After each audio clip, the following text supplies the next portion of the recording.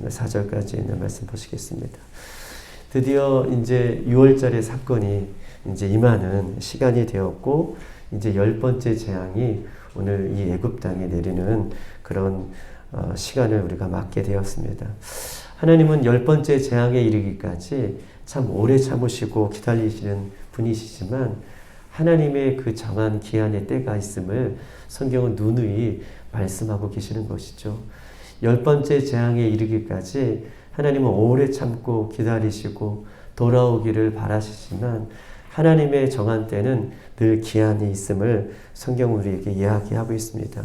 바로 그 기한의 때가 찬 것이 오늘 본문 12장에 하나님께서는 이 애굽의 10번째 마지막 재앙을 내리시면서 하나님의 그 기한 정하신 때를 지금 결실하고 계시고 열매를 맺고 계시고, 하나님께서 심판 구원의 때를 지금 애굽 백성이 받고 있는 장면이 오늘 본문의 장면인 것입니다.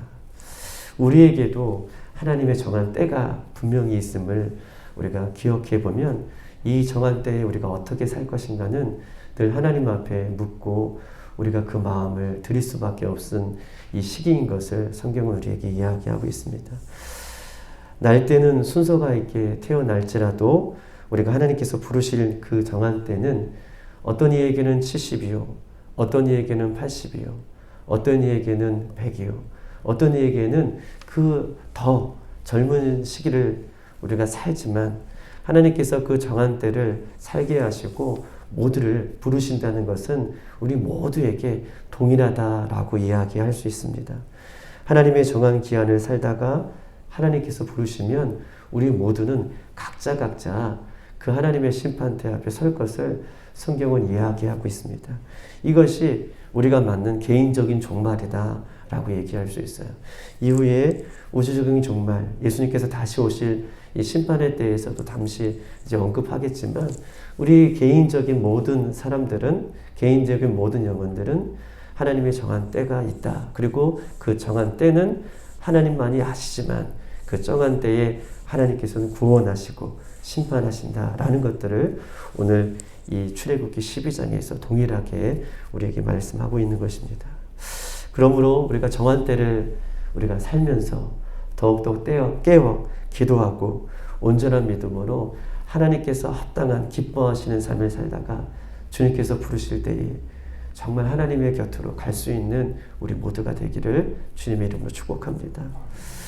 오늘 이 출애굽기 12장의 사건은 출애굽기 전체의 장면에 봤을 때에 최고봉이다라고 얘기할 수 있어요. 오늘 출애굽기 전체의 장면에 오늘 출애굽기 12장은 최고봉이고 가장 핵심적인 내용이 오늘 12장에 들어와 있습니다. 애굽 사람들의 장자를 죽이나 또 이스라엘 백성들의 장자는 살려주는 오늘 12장의 장면. 마침내 애굽 백성의 장자를 죽임으로 바로가 또 애굽 백성이 항복을 선언하고 이스라엘 민족들이 이제 드디어 하나님의 말씀의 약속의 그 땅을 향해서 이제 출애굽의 여정을 펼쳐지는, 출애굽의 여정을 실질적으로 살아내는 장면이 오늘 본문의 12장의 장면이다라고 이야기할 수 있습니다. 그런데 이 마지막 이 12장의 이 재앙은 특징이 있어요.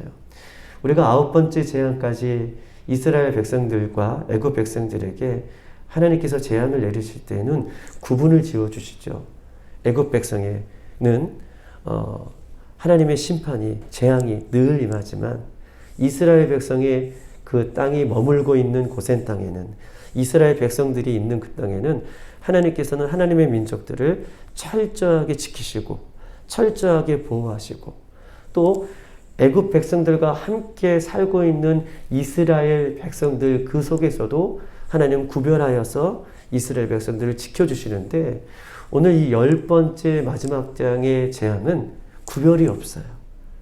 애굽 백성에게도 그 10번째 재앙이 임하고 이스라엘 백성에게도 이 마지막 10번째 재앙이 구분 없이 이루어지는 것이 이 10번째 재앙의 특징이다라고 이야기할 수 있습니다.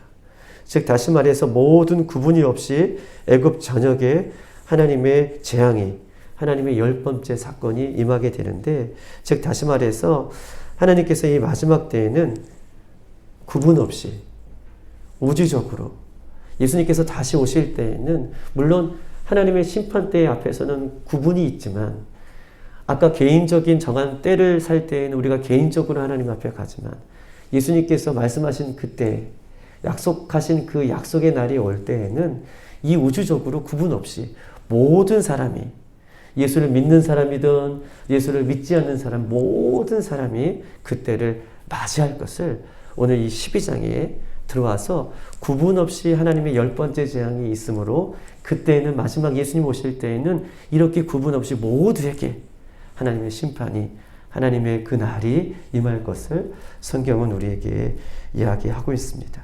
그러면서 우리 오늘 본문 2절을 한번 다 같이 한번 읽어볼까요? 2절 시작. 이 달을 너희에게 달의 시작 곧 해 첫 달이 되게 하고 이 달을 너희에게 달의 시작 곧 해 첫 달이 되게 하고 라고 2절은 이야기하고 있습니다. 출애굽 사건을 기점으로 해서 새로운 달이 시작됐다라고 얘기하는 거예요. 이 출애굽 사건, 6월절 사건을 통해서 새로운 달, 새로운 해가 시작되고 있다.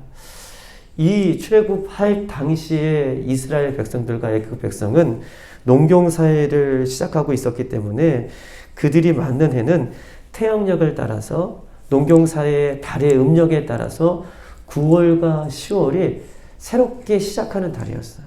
이들이 애굽 땅의 달력은 음력 9월과 10월 태음력에 맞춰서 그 새롭게 시작하는 달을 그들이 섬기고 있었고 그들이 지키고 있었어요. 그런데 이 6월절, 이 오늘 본문의 10번째 재앙을 맞고 있는 이 달은 우리가 성경적인 역사적인 사건을 보면 이 6월절은 3월 중순이다라고 그렇게 미루어 짐작할 수 있는데 하나님께서는 이 3월 중순 6월절을 시작하는 이 달이 너희들이 이제껏 달의 그 역을 따라서 이제 살아가는 민족이 아니라 그 의력으로 하나님께서 새롭게 시작하는 달, 새롭게 시작하는 그 해, 새롭게 독립을 이루어서 출애굽에서 나와서 새롭게 영적으로 깨어나는 그 시기를 하나님께서 이 달을 새로운 달이다, 새로운 해다라고 맡고 있는 것이죠. 우리가 예수 믿기 전과 예수 믿고 난 이후에 우리의 모습이 달라진 것처럼 이스라엘 백성이 출애굽 당시와 출애굽 이후에 그 시기를 정확하게 구분해서 하나님께서 계속해서 이스라엘 백성들로 하여금 이 6월절을 패스 오버된 날을 구원받은 날을 기념하고 지키라 라고 계속해서 이스라엘 백성들을 광야 가운데에 6월절을 지킬 것을 얘기하고 계셨던 것처럼 이스라엘 백성들이 이 날을 잊어버리지 않기 위해서 하나님께서는 이 날을 새로운 해다, 새로운 달이다 라고 이렇게 지정해 두고 계시고 새롭게 출발을 이스라엘 백성들에게 시켜주고 있는 것입니다. 오늘 이후로는 적어도 이스라엘 백성들은 그 해의 시작을 6월절 사건을 통해서 새롭게 시작할 것을 이전 것은 지나갔으니 보라 새 것이 되었도다 라고 하는 영적인 새로운 의미를 성경께서 하나님께서 이 본문에 이스라엘 백성들에게 제정해 주고 계시는 것이죠.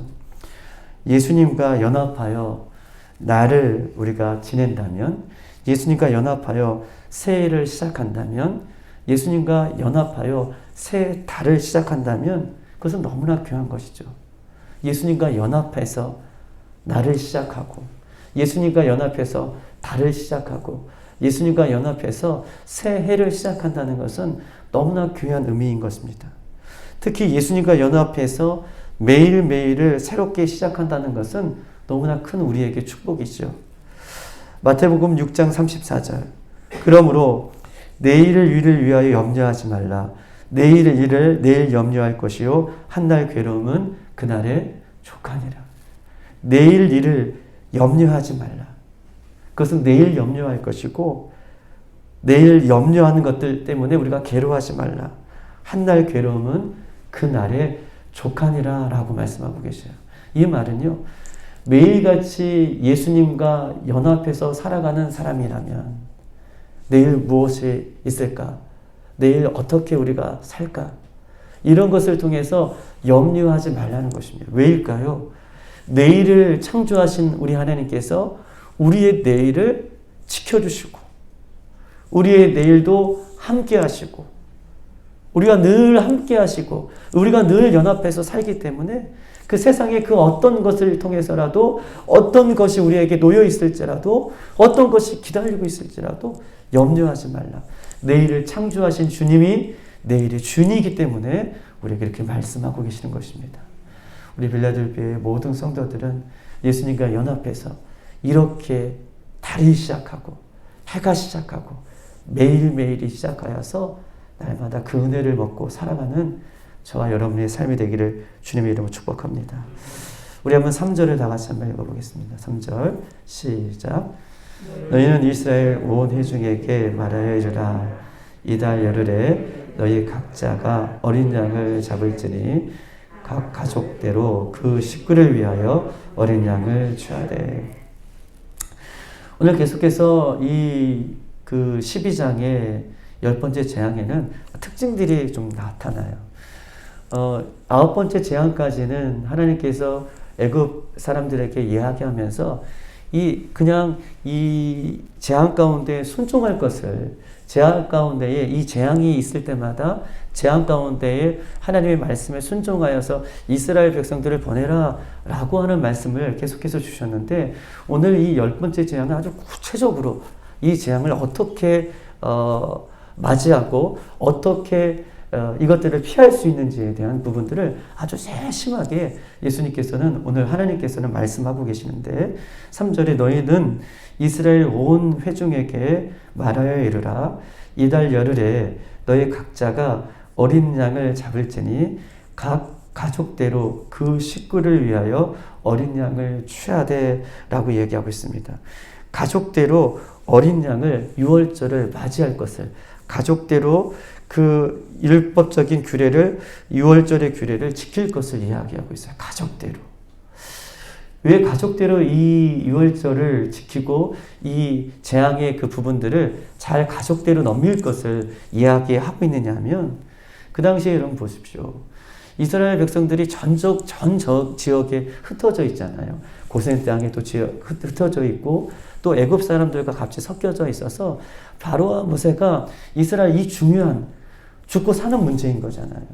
이 중요한 문제에 온 애굽 땅에 섞여 있는 그 이스라엘 백성들에게 일일이 다 말하기는 너무 어려운 거예요.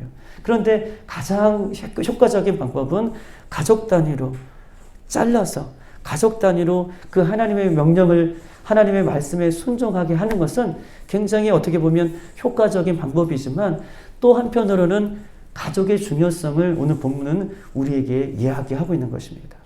가족은 이 당시에 어떤 공동체입니까? 하나님께서는 가족을 이 당시에 운명 공동체로, 신앙 공동체로 묶어주셨어요. 하나님은 가족을 운명 공동체로, 신앙의 공동체로 묶어주셨습니다. 운명 공동체는 무슨 말입니까? 결혼하기 전까지 함께 살고, 결혼하기 전까지 함께 기뻐하고, 함께 아파하고, 때로는 죽고, 살고, 모든 이 같이 생사화복을 나눌 수 있는 가장 최소의 단위가 어떻게 해요? 하나님께서 이 가족 공동체로 세워졌다는 거예요.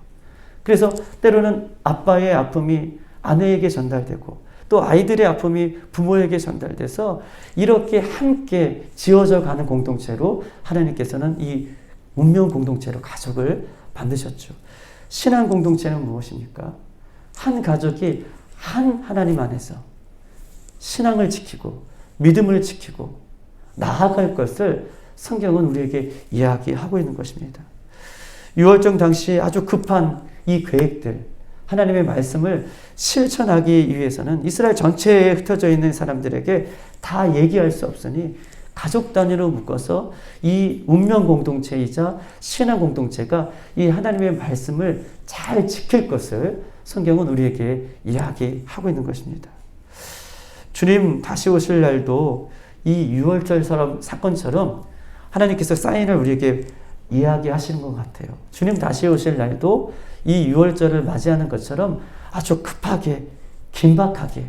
물론 그날은 우리가 알 수 없지만 그날의 상황을 보면 아주 긴박하게 도적같이 임한다고 얘기하시잖아요. 아주 긴박하게 이루어질 거예요. 노아의 시대에 홍수가, 물론 그 전부터 노아는 그 방주를 짓고 있었지만 그 심판의 날은 아주 긴박하게 이루어졌을 거예요. 소돔과 고모라 땅에 하나님께서 그 땅을 심판하실 때에도 그냥 징조가 있으면 천천히 그것이 임했던 것이 아니라 아마 그 유황불은, 그 하나님의 심판은 아주 긴박하게 소돔과 고모라 땅에 임했던 것처럼 오늘 주님 다시 오실 날도 그렇게 서서히 임하는 것이 아니라 어느 날 갑자기 우리에게 예고도 없이 그렇게 임할 것입니다. 데살로니가 5장 4절에는 이렇게 써 있습니다. 형제들아 너희는 어두움에 있지 아니하며 그날에 도적같이 너희에게 임하지 못하리니. 도적같이 임한다는 소리는 우리가 많이 들었어도 오늘 데살로니가 전서 5장 4절에는 형제들아 너희는 어둠에 있지 아니하며 그 날이 도적같이 너에게 임하지 못하리니. 이 말은 무슨 말씀입니까? 영적으로 깨어 그날을 준비하고 영적으로 깨어 그날을 맞이하는 사람들은, 예수님의 다시 오실 날을 맞이하는 사람들은 그날이 도적같이 임하는 게 아니죠. 늘 깨어있기 때문에, 늘 준비하고 있기 때문에 그날은 어떻게 해요? 늘 준비한 날로, 축복의 날로 맞는 거예요. 그런데 영적으로 깨어있지 않는다면 어떻게 해요? 도적이 왔다가 간 이후에 아침에 일어나 보니 모든 물건이 없어졌어요. 영적으로 깨어있다면 왔다가 간 그것을 맞이하는 것처럼, 영적으로 깨어있지 않는다면 도적이 언제 왔는지 우리가 모르는 것처럼 그렇게 오지만, 오늘 데살로니가전서 5장 4절은 영적으로 깨어 날마다 그 날을 준비하는 사람들에게는 그날이 도적같이 임하지 않는다라고 말씀하고 있는 것입니다. 신랑 되신 예수님을 깨어 준비하며 기다리는 신부에게는 신랑이신 예수님은 결코 도적같이 오는 게 아닙니다. 하지만 잠들어 있는 신부에게는, 깨어있지 못한 신부에게는 신랑 되신 예수님이 도적같이 임한다라고 말씀하고 계시죠. 그러므로 이 마지막 때에 하나님께서 긴박하게 하나님께서 사인을 주실 때에 우리의 가족 공동체들이 깨어 이 말씀을 지키는 거예요. 이제는 마지막 때는 이제 이렇게 모여서 예배하지 못할 때가 올 수도 있습니다. 이 마지막 때는 이 대형 교회들처럼 우리가 모두가 이렇게 다 모여서 지금도 예배하기 툭하면 어렵고, 우리가 주일날도 말씀드렸지만 어떤 이 마지막 때 여러 가지 징조와 사인들이, 세계적인 흐름이 이제는 예수 믿는 사람들을 타겟을 하기 때문에 때로 이렇게 모여서 예배하는 것이 어렵고, 디아스포라, 우리 이스라엘 백성들이 흩어져서 초대교회 사람들이, 성도들이 믿음을 지켰던 것처럼, 카타콤 그 지하 동굴에서 신앙을 지켰던 것처럼 이 마지막 때는 우리가 각자가 어떻게 해요? 신앙을 지킬 때가 곧 올 것을 얘기하면서 성경은 이 6월절 사건처럼 이 마지막 때에 가족 단위로 신앙을 지키고, 가족 단위로 믿음을 지키고, 가족 단위로 우리가 하나님 앞에 온전한 모습으로 회복될 것을 성경 우리에게 이야기하고 있는 것입니다. 그러므로 이 마지막 때에 사랑하는 우리 모든 가족들이, 우리 빌라델비아의 모든 가족들이 잃어버렸던 가족 안에 있는 예배를 회복할 수 있는 기회가 되기를 주님의 이름으로 축복합니다. 가족 안에 말씀을 읽고, 말씀을 듣고, 말씀 가운데 가족 안에서 행할 수 있는 그런 모습이 우리 가운데 회복되어지길 소망합니다. 그렇게 하시고 계신 분들은 잘 하시고 계시는 것이고, 그렇게 잘 못하고 계시는 분들도 낙심하지 마시고 절망하지 마시고 그것을 할 수 있도록 아주 작은 것부터 그렇게 실천해 나갈 때 결국 우리 아이들도, 우리 또 믿지 않는 남편들도, 우리 모든 가족이 회복될 것을 믿고, 인간적인 방법으로는 할 수 없지만 하나님 도와달라고, 하나님 우리 가정이 예배가 회복되고 기도가 회복되고 말씀이 회복될 수 있도록 인도해 달라고 이 새벽에 더욱더 기도할 수 있는 저와 여러분이 되시기를 주님의 이름으로 축복합니다. 우리 마지막으로 4절 다 같이 한번 읽어볼게요. 4절 시작. 그 어린 양에 대하여 식구가 너무 적으면 그 그 집의 이웃과 함께 사람의 수를 따라서 하나를 잡고 각 사람이 먹을 수 있는 분량에 따라서 너희 어린 양을 계산할 것이며. 아멘. 그 어린 양에 대하여 식구가 너무 적으면, 이제 가족 단위의 식구가 적을 수 있잖아요. 양을 한 마리 잡았는데 한번 보십시오. 양과 그 하나님께서 제물을 오늘 본문의 12장의 전체적인 이 본문에서 이제 양을 잡았는데 식구가 적어서 그 양을 다 먹을 수가 없어요. 그러면 이 분량대로 자기가 오늘 쭉 이제 내일도 한번 이제 우리가 본문을 볼 것인데, 양을 잡으면 개인이 먹어야 할 양들이 있는 거예요. 먹어야 할 그 분량이 있어요. 그런데 양을 한 마리 잡았는데 식구가 너무 적어서 이 양을 다 섭취를 못해요. 그러면 식구가 별로 없는 집들을 같이 한 공동체로 묶어서 양을 같이 자기의 분량대로 나눠 먹을 것을 오늘 4절을 이야기하고 있는 것입니다. 자기의 분량이 있는데 그 분량을 다 소화하지 못하는 가족들은 숫자가 적은 가족들과 함께 모여서 그 양의 음식을, 고기를 나눠 먹는데 그 자신의 분량대로 정확하게 계산해서 나누어 먹을 것을 성경은 이야기하고 있습니다. 이유는 왜일까요? 오늘 예수님께서는 영적으로 하나님의 구속, 예수 그리스도를 믿고 구원의 완성을 이루는 것, 이 구원의 그 가나안 땅으로 가는 이 출애굽의 가족, 구원의 과정을 갈 때에는 모두가 함께 가는 것이 아니라 각자 자신의 분량이 있다는 거예요. 양을 먹을 자신의 분량을 얘기하면서 구원은, 출애굽의 과정은 모두가 이스라엘 백성이 함께 나가는 것이지만 결국 예수님을 믿는 것은 각자가 믿음으로 저 하늘나라의 천국에 우리가 이사하는 것처럼 이 구원의 과정도 하나님께서 양을 각자의 분량에 맞게 먹으라라는 것은, 구원은 각자에 임하는 것을 성경은 이야기하고 있고, 구원은 하나님의 말씀을 각자 순종하며 따라갈 것을 성경은 우리에게 이야기하고 있는 것입니다.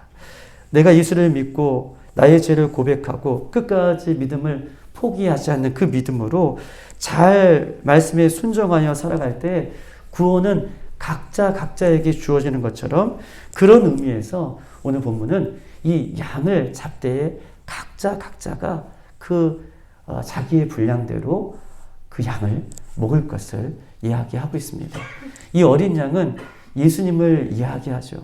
우리의 구원도 예수님을 누가 잘 믿어서 구원받는 것이 아니라, 누가 잘 믿어서 우리 가족이 구원받는 것이 아니라, 구원의 여정을 걸어가는 것은 각자 한 사람 한 사람이 예수를 믿고 자기 죄를 회개하고 말씀을 붙들고 따라갈 때에, 그 구원의 심판대에 섰을 때에 잘하였도다 칭찬도 받고, 때로는 그렇지 못한 것에 대해 하나님께서 심판하시는 것을 각자가 우리 하나님께서 그렇게 평가하실 것을 우리에게 본문은 이야기하고 있는 것입니다. 오늘 하루도 우리가 각자 구원의 날로, 하나님 앞에서 제정해 주신 기쁨의 날로, 또 하나님께서 이 날을 복된 날로 각자가 말씀 가운데 살아갈 수 있는 여러분이 되시길 주님의 이름으로 축복합니다. 오늘 12장에 오늘 1절과 4절까지 봤습니다. 구원의 날은 정해진 시간이 있다라고 말씀하고 계셔요. 마태복음 6장 34절로 그러므로 내일을 위하여 염려하지 말라라고 얘기하시면서 매일 예수님과 연합하는 날은 우리가 염려하는 날이 아니라 예수님과 동행하는 복된 날인 것을 성경은 이야기하고 있습니다. 가족은 운명 공동체이자 신앙 공동체인 것입니다. 우리가 신앙 공동체이고 운명 공동체인 이 가족 안에서 특별히 영적인 제사장인 남편들, 우리 영적인 제사장인 이 남편들이 그 역할을 잘 감당할 수 있도록 여러분 기도해 주시고, 특별히 믿지 않는 남편이 있다면 또 하나님, 우리 사랑하는 아내들이 그 영적인 제사장의 역할들을 또 잘 감당할 수 있도록 여러분 그 가정들을 위해서 기도하셔야 돼요. 왜냐하면 이 마지막 때는 가정이 너무나 중요하기 때문에 그렇습니다. 오늘 우리의 믿음의 공동체인 가족들이, 또 그 안에 있는 우리 영적으로 세워주신 역할들을 감당하는 우리 제사장들이 그 역할들을 감당하게 오늘 이 새벽에 하나님께서 우리에게 말씀하고 계시고, 어린 양을 나눠서 정확하게 계산해서 한 사람의 양이 정확하게 먹을 수 있는 것은 그 어린 양이신 예수님 앞에 우리가 각자 서는 것을 기억하고 오늘도 기쁨으로 감사함으로 하나님께서 주시는 그 믿음의 분량들을 살아낼 수 있는 저와 여러분 되시기를 주님의 이름으로 축복합니다. 이 시간 다 같이 한번 기도하시겠습니다.